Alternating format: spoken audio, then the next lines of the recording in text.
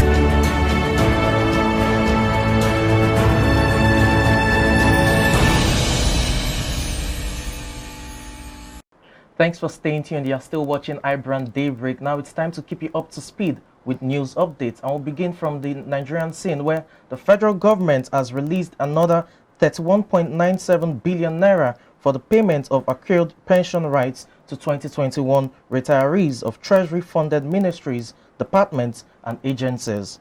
This follows an earlier release of the sum of 16.6 billion naira in December, thus bringing the total amount released for payment for the year 2021 accrued pensions rights to 48.6 billion naira. The federal government had earlier settled all arrears of the accrued pension rights payments to the verified and enrolled retirees up to December 2020. The accrued pension rights represent an employee's benefits for the past years of service up to June 2004, when the Pension Reform Act that bettered the contributory pension scheme came into effect. The workers of the National Assembly, under the auspices of the Parliamentary Staff Association of Nigeria, have resolved to begin industrial action accompanied with picketing of the Federal Parliament on Monday. The workers are protesting against non-payment of a backlog of unpaid salaries and allowances, among others. The National Assembly and National Assembly Service Commission chapters of PASAN held a joint congress in Abuja on Thursday where it was resolved that workers should down tools about 1 week before the lawmakers are to return from recess. In a letter addressed to the Clerk of National Assembly and dated January 6, 2022, the body requested for an immediate payment of 8 months outstanding balance of minimum wage, year 2021 red subsidy, 6-month arrears of hazard allowance, among others. Now on the African scene, weeks after defeating the rebels' attempt on the capital, Addis Ababa, Ethiopian Prime Minister Abiy Ahmed has said his country needs to reconcile. In his Christmas message, Abiy said reconciliation was necessary to defeat what he called Ethiopia's historical enemies. Ethiopians will mark Christmas locally known as Jina on Saturday.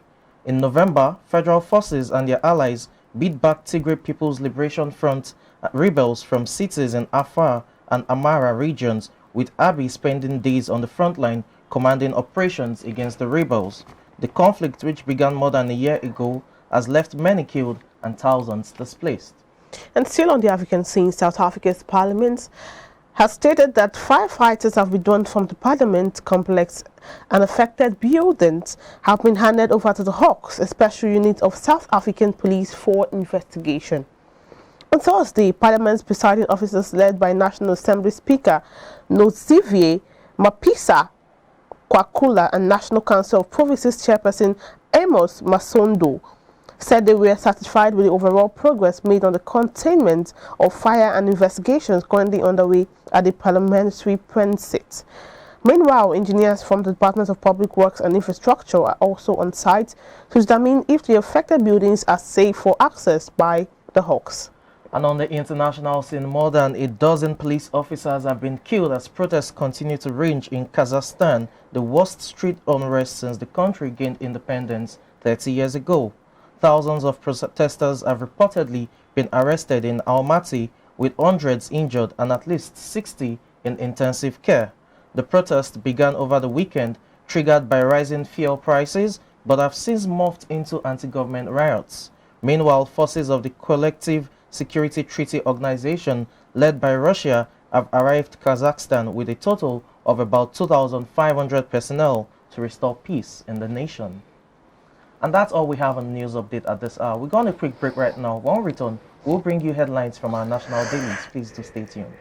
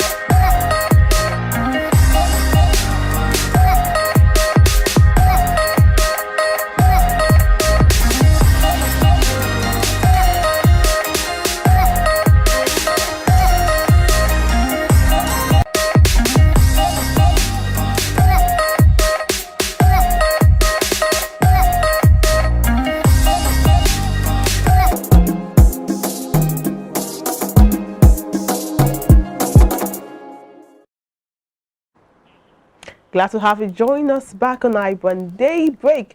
And now it's time to review some top stories on the national dailies this morning. And we'll begin with the Punch. The banner headline of the Punch here says, NAF plans bandits bombardment allies. Fears over civilian casualties. US warned the federal government. That's on page 2. And the writers of the story says, military to target forests, bandits camps, not civilian areas. Usage must conform with international norms, the US tells the federal government. And now moving further down, panic as herdsmen lead over 1,000 cows to Oshogbo.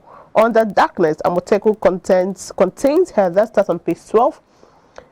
And on page 13, we have the story, APC stakeholders demand progressive government, DG sacking, threatening protest. Soldiers withdrawal, Akeredolu deploys police, NSCDC and Moteco in Ondo prisons. To the bottom string says, on uniformed persons causing tension in Olubadan succession, Balogun is next, coming from Badoja, and that's on page 12. Pages 4 and 5 has the story, Lagos community decries cemetery invasion by suspected ritualists and robbers. And on page 13, we have the story that says, responses to my presidential bid overwhelming, encouraging. That's coming from IM. Now to the top of the paper that says federal government spends 1.68 billion US dollars on food imports in 9 months. That's on page 23, and this statement is coming from the Central Bank of Nigeria. On page 13, we have the story that says APC entrenched interest beg your pardon, plotting to demarket me, fire me alleges. Page 11, PDP will take over if APC leaders fail on convention, coming from Buhari. Page 21 has the story, federal government will emerge, agencies won't sack workers, says finance minister. And finally, on page 9, we have the story that says bloodbath in Zamfara communities and as bandits kill 200, scores missing. We move over from Punch now to the Guardian, where you have the banner headline reading, 10 years after occupying Nigeria, Buhari battles fuel subsidy. 10 years after occupying Nigeria, Buhari battles fuel subsidy. And you have the riders, federal government plans subsidy for transport workers. Oshibajo to meet NLC on palliatives, says finance minister. You also have expensive lifestyle of government doesn't support subsidy removal. And Afenifere, UPU, YCE, ACF, others decry planned removal, says it's move to kill masses. There you have it there. And I've given my best to Nigeria, says Buhari. That's from his excerpt during the exclusive interview he granted just days ago. Ladoja acknowledges Balogun as next Olubadan. That's on page 3 of the Guardian, talking about the riders below.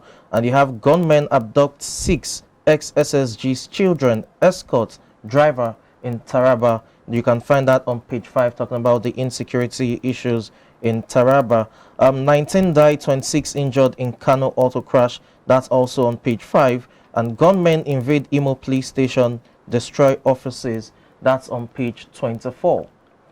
And now to the Nigerian Tribune. The banner headline here says, autumn to Buhari. Declare Miyetti Allah as terrorist organization. The writer says, rejection of state police. You are working against interests, will of Nigerians, MBF tells Buhari. Buhari's excuse for opposing state police holds no water from Adebanjo. Nigerians will reject Buhari's preferred candidate. That's from the PDP party. And that story is on page 2. Further down says, convention.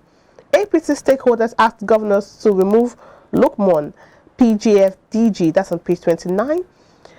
300 level Unijust students murdered inside hotel room, body mutilated, eyes missing. Page 26 has the story. Troops intercept illicit drugs worth 6.5 million naira in Kaduna, killed suspect. That's on page 26. And age telling on me, coming from the president of Nigeria, the writer says working 8 hours a day in office is no joke. I don't expect Nigerians to appreciate me after office, he adds. Corrupt defectors to APC won't go unpunished. Oppositions can take over if APC can't agree. And that's on page 2. Gunmen attack police division, free detainees in Imo State. That story is on page 26. And now to the earpiece of the paper that says, Sylvester Aromoni, Corona to commence inquest into cause of death, January 15th. The writer says Ijaw youth protest vowed to disrupt academic activities if school reopens. That's on page 27. Olubadan's stool, Lekon Balogun is next in line to the throne, coming from Ladoja. And the writer says advises Balogun to withdraw court cases. That's on page 8. 2023 presidency, Fayemi alleged plot within APC to smear his reputation. You can have the story on page 28. Also on page 28, NASS workers begin strike Monday over unpaid 8 months minimum wage. And finally on page 6, federal government explains 6.39 trillion naira deficit in 2022 budget. And moving on from there now to this day newspaper, the major headline here reads, Buhari warns APC of consequences of disunity. And that's coming from the president. You also have the writer there reading, says corrupt defectors will not be spared. Declares no leader would foist leadership on ruling party, and also admits age has taken its toll on him. On the upper part of the paper, you have Shell places more onshore assets in Nigeria for sale, and deal expected to fetch oil major $3 billion. That you can find on this day. You also have 2023, IM declares interest in presidency, and you have by right there, PDP to president, just go. Nigerians don't want a successor from you. And at the other end, you have Ladoja, uninformed people responsible for tension over Olubadan's stool. Alright, finally we'll go to Daily Trust that says terrorists killed dozens in Zamfara villages. Attackers using local guns as human shield. Choji, others moving to new abode. Now that's the writer for that story. Taraba youths chase away strangers. And the story of Magodo, that 8-year-old land tussle beyond Sanwo-Olu police encounter. 19 killed in Kano road crash. 2023, anxiety in APC as Jonathan meets Buhari twice in 7 days, with writers saying it's conspiracy to make ex-president consensus candidate, coming from Tinubu's group. Aggrieved member threatened shutdown over plots to shift convention. Real reason president didn't disclose his candidate, Osibajo promoters. Now, to the upper part of the paper says, opposition can sack APC if we don't agree on convention, coming from President of Nigeria, Buhari. COVID-19 kills 27 Nigerians in 5 days. And finally, private sector kicks over 10 naira per litre excise duty on non-alcoholic beverages. And that's it on Daily Trust paper. So, Samson. Wow, quite a handful of stories there. I think the one that has to do with Imo State is now a recurring motif with regards to security concerns. Yeah. How many times have we heard of gunmen invading police stations, freeing inmates? It's something that needs to be addressed when gunmen invade correctional centers and have, to free inmates. Yeah. It's a security concern that we need to address as quickly as possible, because when you have hardened criminals, freed like that, they're back in the society to cause more mayhem rather than, good to the society. And I think that needs to be addressed. There have been talks of unknown gunmen. The governor said he knows those who are sponsoring, and he did not name, there are political tensions. Name them, but now he's withdrawn. I think at this stage, our leaders can afford to play politics when it comes to security issues, especially when the lives of citizens are at stake. We're not talking about this correctional centers, invasion of correctional centers, invasion of police stations. A police station is supposed to be where people go to get for safety. For instance, if you are driving at night or you notice someone following you, what you are advised to do is to drive into a police station. Yes. Or if somehow, as a law-abiding citizen of the nation, you are stranded, maybe you need somewhere to sleep before morning. Go to the nearest police station. Really, can we do that in Nigeria? Now, the police stations are invaded. So imagine as a stranded person, you want to do that, or you notice someone following you and you want to drive into the police station. It's really nothing anymore. And now the case of correctional centers. Now, we've always mentioned the dilapidated state of these correctional centers. It's now easy to access. Correctional centers, what they call prison, should have towers. Functional towers. There should be a tower guard. Yes, and all of those there should be guards. And now, even if all of those things are there, even though we know they are not there, all of those things are put in place. For instance, who is the insider giving out information, because imagine the NDA, Nigerian Defense Academy, invaded a place like that with The so headquarters, much it must be said. in Kaduna, with so much The headquarters. security, headquarters invaded. So what is the hope of security for the common Nigerian? That's where it becomes really worrisome. You just mentioned, you know, the defense headquarters being invaded, and that's a military post, the armed forces headquarters. It's even different from your correctional centers. Now let's start from the correctional centers or your police stations. As you said, ideally you should be able to drive to the police station and feel safe.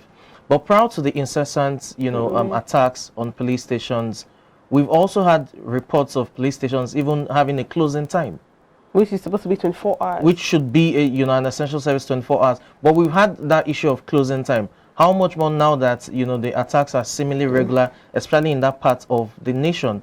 It's something that needs to be addressed. And it shows you that we have major issues when it comes to our various facilities being invaded. When I mean various facilities, correctional facilities, you know, security facilities like your police stations, or even your armed forces, the defense academy, the headquarters. Because the Kaduna instance, for example, that happened last year, if the defense headquarters can be invaded in a way wherein a major is abducted, then it tells you where else can be safe. That's the headquarters, for crying out loud. And you also have, you know, various correctional centers being invaded as well. So it's something that needs to be addressed. And I would expect that governors, especially since, you know, we operate from the federal structure when it comes to policing, that there's a grave attention given to ensuring that these facilities are either upgraded to meet up with modern security measures, or more importantly, personnel are trained on how to, you know, counter such invasions, because we cannot continue that way. The more hardened criminals you have freed from correctional centers, the more unsafe the society is. I think we should even look more into the issue of all of these issues highlighted are really very important. But for me, it's more of the issue of sabotage.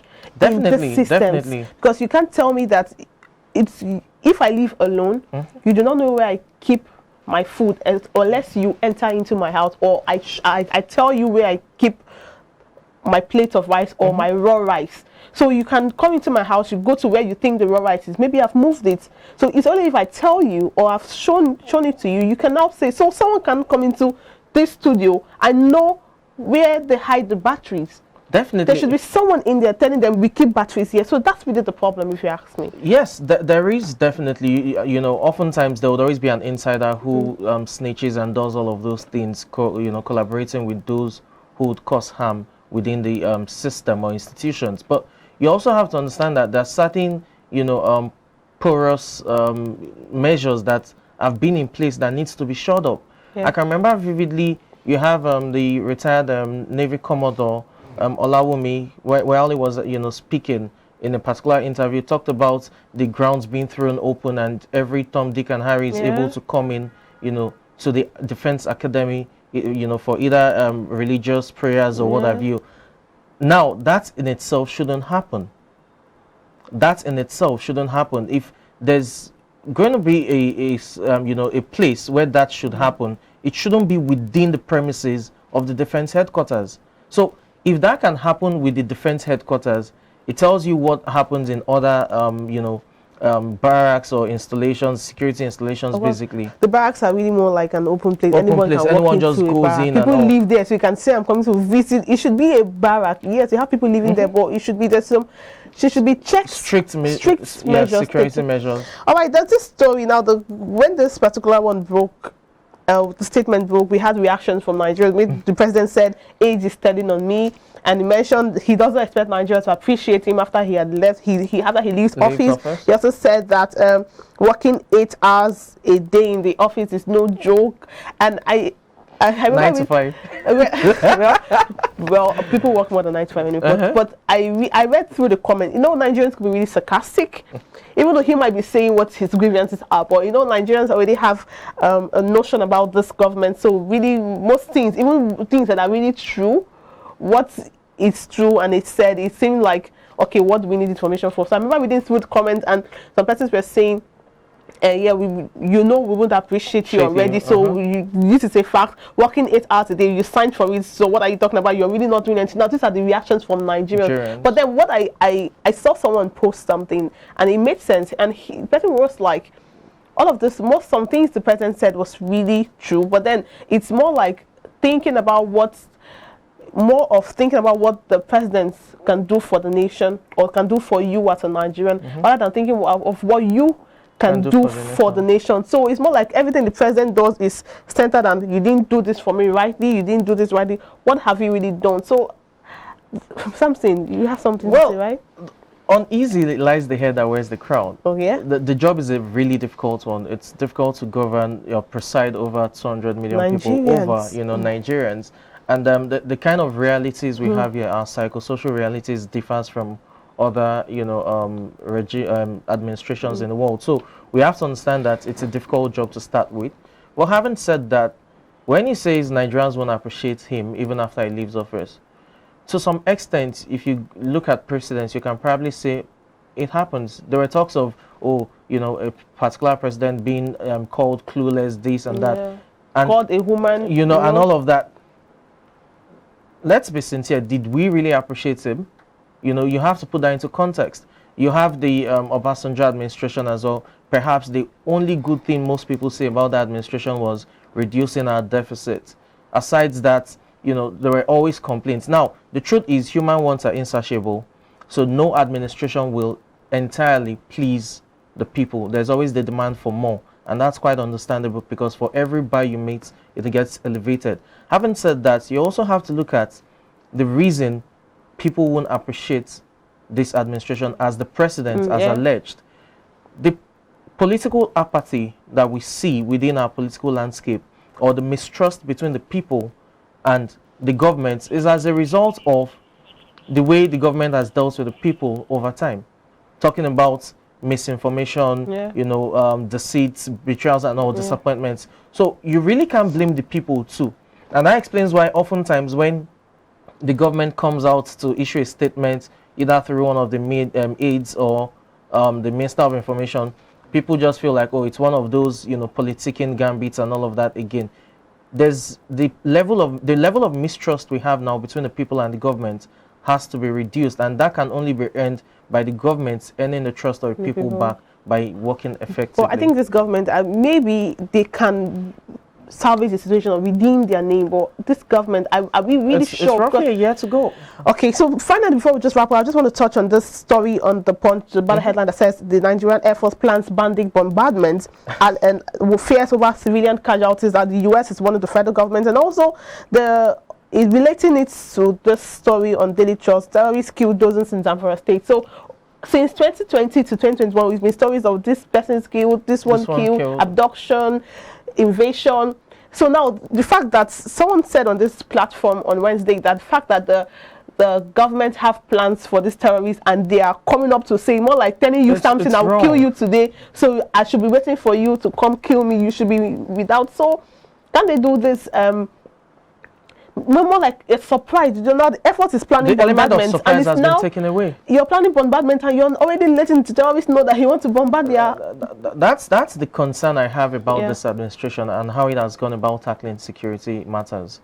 Oftentimes it releases its strategy to the public, which shouldn't be at all. The element of surprise is a fundamental factor when it comes to intelligence operations, and when you take that away, you are left with porous strategies and measures to deploy when going to battle. Having said that, it's about the whole Super Tucano deployment and all of that. I understand why the US is saying ensure that there are no collateral damages, but it must be said as well that even the most perfect, so to speak, have also had collateral damages. You had the US months back talk about collateral damage in Afghanistan. They're very inevitable. Where they killed, it's almost inevitable. Now, that's not to encourage, the Air Force personnel to go ahead and, have as many as you can in terms of collateral damage. The thing is, I think oftentimes, the strategy of revealing the information, it takes away the element of surprise I said earlier.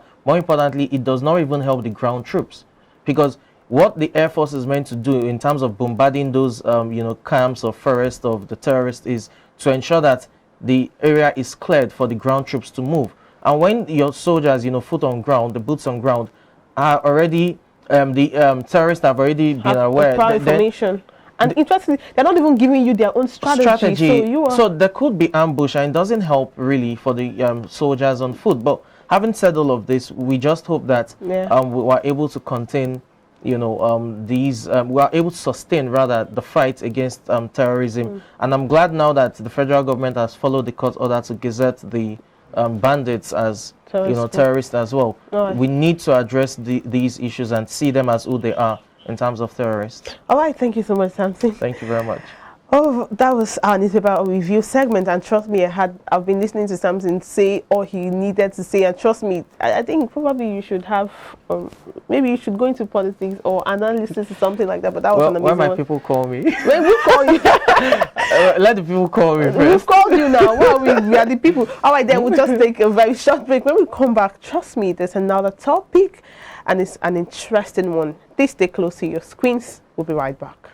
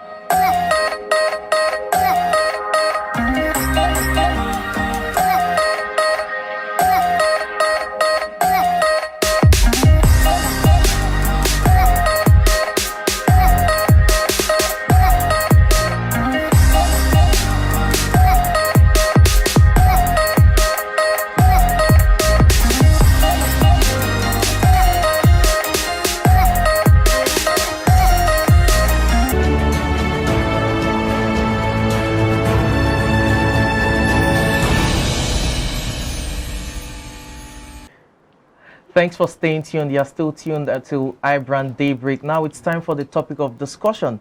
And there's something interesting happening on social media when it comes to relationship matters. In recent times, several folks have talked about ghosting in relationship. and we're looking at it. Is it ideal or not? Margaret, you want to give us the background info? All right, I'll just is it ideal or not? It's not ideal actually, but then let's just read what it is. Then my friend's boyfriend. Now that's a story. My friend's boyfriend is getting married. They didn't quarrel or anything. They've been together for 10 years, a decade. 1, 2, 3, 4, 5, 6, 10. He didn't tell her. He didn't break up. His friend congratulated her because everyone thought she's the one. She's in so much pain and I don't know how to comfort her. She was acting strong last week, but apparently the wedding is this weekend and this babe is a total wreck. She found out 2 weeks ago. They are still calling her to congratulate her this evening, telling her how great she was for being patient. Like everyone assumes she's the one he's getting married to. And Betty wrapped up this story by saying, even Satan is learning from this level of wickedness. Now, wow. So, with this story, there are many more stories relating to these things now, but this one is the one that's trending, or that was trending on social media. Now, the question is, for someone like this, what do you tell her after 10 years? Like, how do you expect her to feel after 10 years? It's difficult. That's like a lifetime. Like, it's a lifetime, really. 10 years, that's a decade, as you said. And you've committed time, effort, emotions, possibly, finances into it. As I'm talking from the lady's perspective now. And to see all of that go down the drain in such a manner is just ridiculous and, as you said, really wicked. Now, what makes it really, painful, especially from the lady's perspective, is the fact that the guy ghosted. No words. I mean, you didn't tell me if I had done anything wrong. It wasn't like we quarreled, there was a misunderstanding. And then I just get to hear that you're getting married from various people who presumed I was the one you're getting married to and called me. It's normal after 10 years. So is the height of a breakfast served, so to speak. No, this is not even breakfast. I think this is a combination of breakfast, brunch, lunch, dinner, everything. And everything. But first main meal, appetizer, or the appetizer, main meal, dessert, so together. But then the question is, why really do people ghost people? Because now I've had stories of people say that, like for men, people say that men do not like to talk. They're more of logical beings, and women are emotional beings. So a man might be going through stuff. A woman will want to talk about stuff she's going through, but a man would rather be on its own and sort it out. Maybe want to have his time to himself, sort it out, then come back. But now the thing is, if you're in a relationship with someone, you should be able to talk to your partner. Exactly. Have you tried to think of how your partner feels when, because you're going through stuff, you just ghost her, then you come back and be like, babe, let us act like nothing happened. I was going through stuff. So why really? You're a man. Why do people ghost? Why do you guys ghost? No, it's not about gender, really. Let's not make it, a gender thing. It's not a gender the thing, same way we've had stories of men do this to ladies, just like this. Women have done it too. We've also heard of women doing that. You just hear things like, oh, she said she was going home to see her parents, and then I just got man pictures from abroad. And all of that. Now, it's ridiculous. Again, the society probably encourages some of these things, and I'll give examples. When a man has what we refer to as a side chick, when a man is disloyal in his relationship, he has a side chick, the society will probably praise him as, oh, he's a man. Traditionally, when it comes to conventional terms, like, oh, he's a man, yes, he's entitled to it, sexual prowess and all of that. When it comes to the lady, that talks of, oh, she has to be chaste, purity for your husband and all of that. That was conventional, in conventional times. Now, in modern times, what you now have is the roles have been reversed. If a man has a side chick, is a scum. But when a lady has, in quotes, a side guy, it now becomes, oh, she just wants to have options so that she's safe, so that her heart doesn't, get broken. We've had those things. The same way you think it is ideal for a lady to have an option so that her heart doesn't get broken, you can also use that same defense for a guy to having a side chick that, okay, he doesn't want his heart to be broken. The truth of the matter is, what is wrong is wrong. If it's a guy or a girl, once there's a third party to it in terms of a sidekick or a side chick, whatever it is, both parties are disloyal. Now, to the issue of breakup, in terms of you telling your partner that, okay, you know what, this isn't working for me, I think I want to move on. As much as these discussions are oftentimes difficult, it's not an easy thing to do, especially when, the relationship has been for long, like the case of this is even like a lifetime, as I said. Yeah. you owe it to the person to just speak up rather than ghost. Yeah. For that long, I mean, beyond the emotions and finances or time and everything that has been invested, there's possibility that even family members have invested in the relationship. They don't know themselves. You know, oh, our wife, oh, you know, and all of that. So when you just ghost, you're not just ghosting on the person. It has ripple effects, and that's where it becomes worrisome. That you, why for that long? If you guys can talk before getting into a relationship, why not have a talk before getting out? Even if it's just, I'm sorry, this isn't working for me, okay? And you just let it be like that. Even if it's a text message. While, you know, folks would say, oh, certain medium or, you know, media rather are not right for breaking up. At least a text message, I'm sorry, it's over. Rather than ghost entirely, that's worse, really. Well, ghosting, it's in, now, like you said, it's not a gender thing, because we've had people, ladies who had done this thing, and now society has a role in playing this, because you know the society would want to. Now, why are people calling? It's normal for people to call to congratulate, but now you're not really sure who is getting married to, so you're not even worsening the lady's pain. And now if you look at it, people might start saying, who knows what he has seen in someone else, or who knows what she saw in someone else that she didn't see in this person. Another thing is, nobody can be perfect. Definitely. You can have, if you want to have a perfect person, you should have your clay or your cement and mold the person. Then you won't even mold it perfectly. Exactly. You're not God. So you can even breathe your air, which your air is not, your breath is not even the way kind of life. So I don't even expect person to have life. But then when people look for perfection. In partners, in people, that's where the problem, that's one problem, because you're looking for a lady, she may be looking for the tall, rich, handsome Prince Charming stereotypes, and the guy is looking for the probably light skin, because I'm light, curvy, and all of those things. You still want someone who is brilliant, that can talk politics, that can talk business, that can even talk sports, that covers all spheres. Really. Now that was an illustration I heard someone say, and it really made sense to me. He said, I can be about specs in relationship and specs in marriage. I can be looking for a house in Abuja that has 3 palm trees, for instance, 7 by 4 feet swimming pool, and probably a penthouse. I want to buy a house in Abuja. But what's the probability of me seeing a house that has 3 palm trees and all of palm trees, 7.74 swimming pool, and a penthouse? But I can say I want to buy a house that has a large space where I can plant 3 palm trees, have my 7.4 swimming pool, and build a penthouse, or rather have an empty land. So you have the land, so what you build is what would remain. So rather than say I want this, what happened to building? Even if the thing is, there will always be finer ladies, there will always be richer guys. So if you really, the spec thing, I want this, I want that, she has to be very, very brilliant. Some people were never brilliant. They meet partners that make them brilliant. Some men knew nothing, and they meet ladies that make them something. It's the same thing, vice versa. Exactly. So the thing is, society wants you to think that you can have perfection. Even someone who's having a bad relationship is telling you, if I'm here, I'll leave your boyfriend. I will never give a man my money. I'll never spend money on any babe. But that same person is doing worse. You know, when it comes to those stereotypes, those conventions that have been laid down, those are things that people's experiential realities just defined over time, and then it was accepted as a norm. It does not necessarily make it a norm. What's obtainable to you may not be obtainable to me. What's obtainable to a particular relationship won't, happen in another relationship. At the end of the day, folks are meant to, try and understand each other in terms of what works for them. But more importantly, there has to be communication. You know, when the society advocates for effective communication, especially so that you do not lead someone on.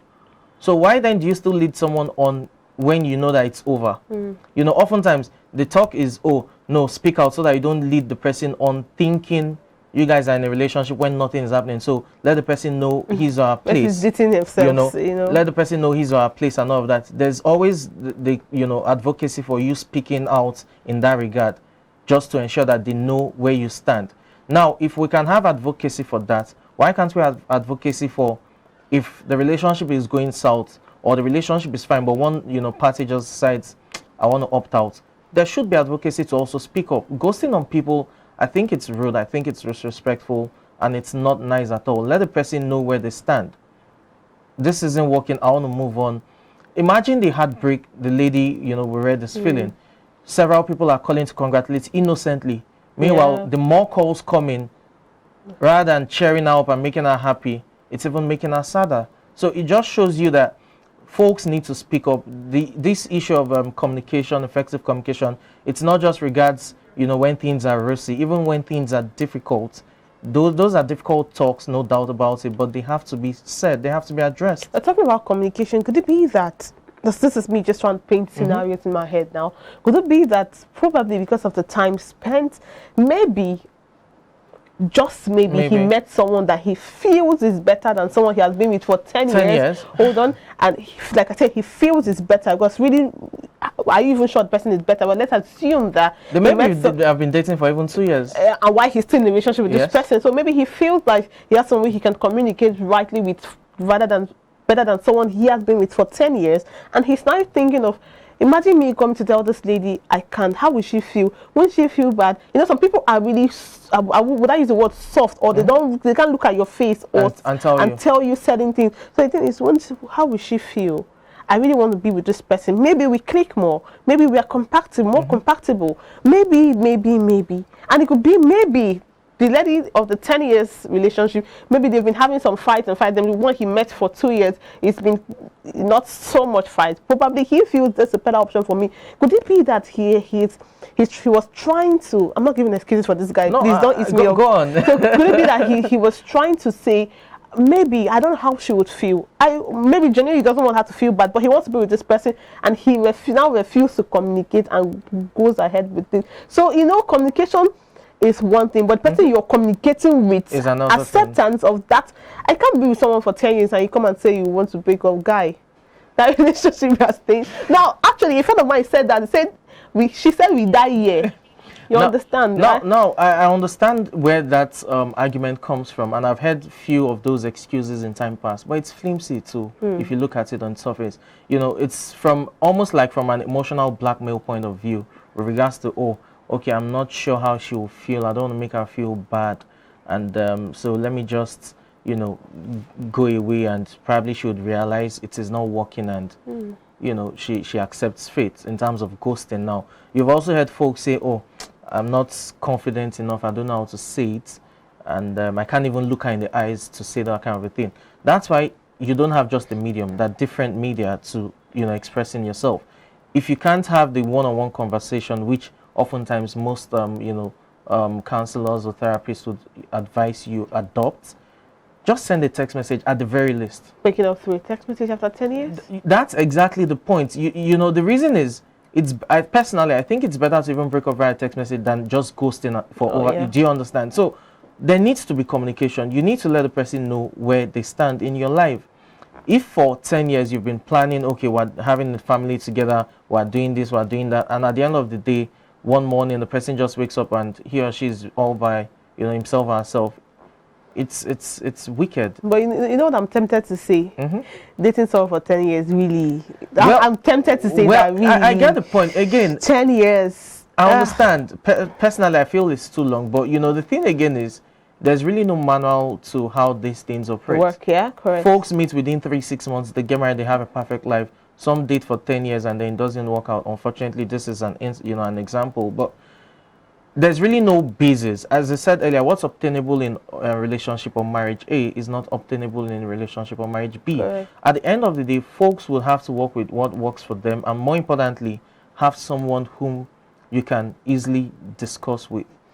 I think that's a good place to even wrap up. Finally, all of these things because you can be dating and you're not friends. Exactly. If you're friends, if I'm your friend and we're in a relationship, we were friends before being in a relationship, I can say, guy, you can say, baby, it's not working, not that we are enemies, but we go back to being friends. It would hurt. It will hurt, no doubt. It's better rather than lose the friendship and the relationship. And then just ghost like that. Come on. And she now sees you as an enemy, probably because of you. She's now saying men has come, when really men are really not come. Or because of a man, a man now thinks every woman is after money, when really it's not like that. So that's where the stereotypes comes in. The whole men has come thing, and it's just based on people's experiential realities. Those who have had it bad, you know, now think, oh, they generalize, everyone is like that, and then it becomes a convention that is adopted by so many, while those who still feel good about it think, oh no, not all men are scum, not all women are scum. At the end of the day, folks need to do better. We as individuals need to do better. The same way you want, you know, your partner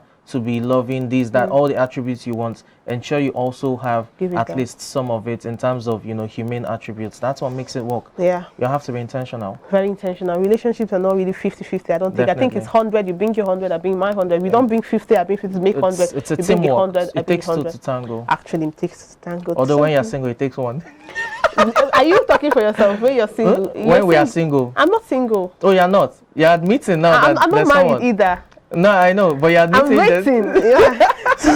I'm not single actually. I'm not married too, so probably you should give me something else that's not single and that's so not there's married. Someone somewhere. Well, that's a topic for another day. If there's someone somewhere, that's mine. All right, thank you so much for listening to our pep talk. I would like to call that the pep talk, right?